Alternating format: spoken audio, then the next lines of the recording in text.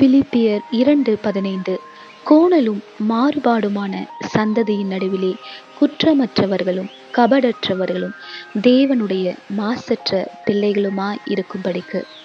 We are living in a time where being fake is normalized, lying is normalized, immorality is normalized. ஆனா சத்திய வேதம் சொல்லுது, இந்த கோணலும் மாறுபாடான ஒரு சந்ததி, a perverse generation, இதற்கு நடுவுல நீ எப்படி இருக்கணும்னா குற்றமற்றவர்களும் கபடற்றவர்களும் மாசு இல்லாத தேவனுடைய பிள்ளைகளா இருங்க அப்படின்னு சொல்லி. இந்த உலகம் தன்னுடைய போக்கில எப்படி வேணா போகலாம், எல்லாவற்றையும் இது சாதாரணம் தானே அப்படின்னு சொல்லி மாற்றிக்கொள்ளலாம். ஆனால் தேவனுடைய பிள்ளைகளா இருக்கிற நீங்களும் நானும் தேவனுக்கு முன்பதாக இந்த உலகத்தின் போக்குக்கு நம்மை ஒப்பு கொடுக்காமல் இந்த மாறுபாடான சந்ததிக்கு நடுவிலே அவருடைய வெளிச்சத்தை சுமக்கிற வெளிச்சத்தின் பிள்ளைகளா இருக்க வேண்டும் என்று கர்த்தர் விரும்புகிறார். Yes, be the light that shine in the midst of a crooked and perverse generation.